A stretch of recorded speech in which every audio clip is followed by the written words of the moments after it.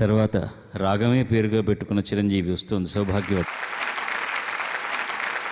విశాఖపట్నం నుంచి వచ్చే షణ్ముఖ ప్రియ ఎంపిక చేసుకున్న పాట దేవులపల్లి కృష్ణశాస్త్రి గారి సాహిత్యం, కెవి మహాదేవన్ గారి సంగీతం, సుశీలమ్మ గానం.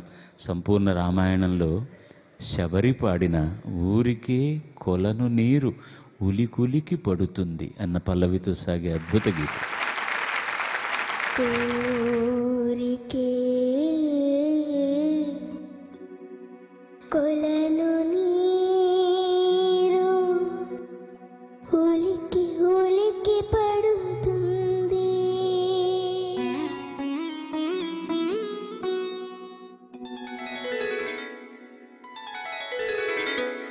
ఓరగా నెమలి పింఛమార వేసుకుంటుంది,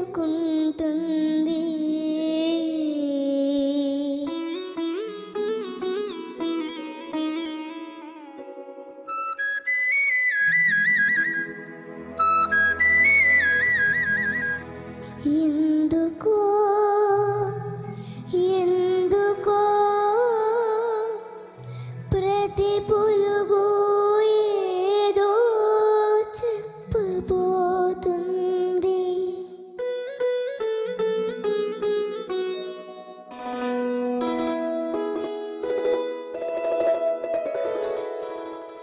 వనములో చెట్టు చెట్టు కనులు విప్పి చూస్తుంది,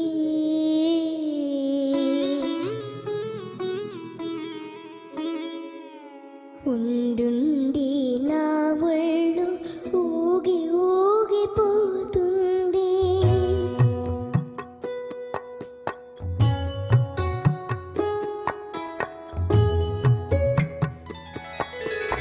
అదిగో రామయ్యే ఆ అడుగులు నా తండ్రివే, ఇదిగో శబరి శబరి వస్తున్నానంటున్నవి,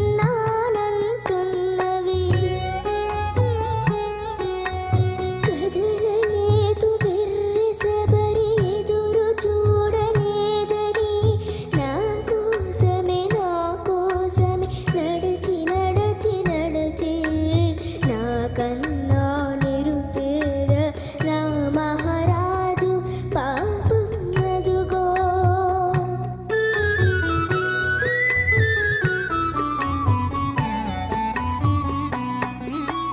అసలే ఆనదు చూపు ఆపై కన్నీరు తీరా దయచేసిన నీ రూపుతో చదయ్యయ్యో,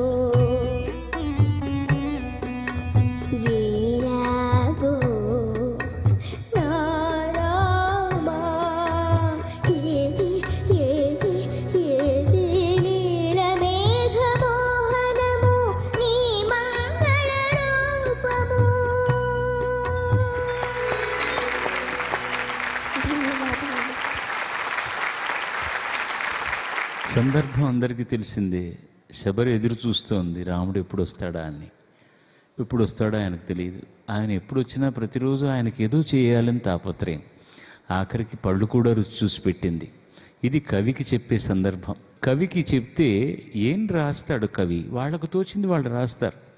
నా రాముడు వస్తున్నాడు, ఏమిస్తాను, ఎట్లా ఆహ్వానిస్తాను, ఏమని. ముందు ప్రకృతినంతా వర్ణించిన తీరు కృష్ణశాస్త్రి గారు, అది ఆయనకే చెల్లు. సమయాభావం కోసం ఒక చరణాన్ని తగ్గించాం, చదివి వినిపిస్తాను. నాకు చాలా ఇష్టమైన పాట, ప్రతి హృదయాన్ని ఆర్ద్రం చేసే పాట. కొలను నడిగి తేట నీరు, కొమ్మనడిగి పూల చేరు, పట్టునడిగి చెట్టునడిగి పట్టుకొచ్చిన ఫలాలు, పుట్టతేనె రసాలు, దూరవేవో కాయలేవో ఆరముగ్గినవేవో కానీ ముందుగా రవ్వంత చూసి విందుగా అందియన స్వామి. భక్తికి పరాకాష్ట ఎంతకంటే ఏం కావాలి? శుభం తల్లి.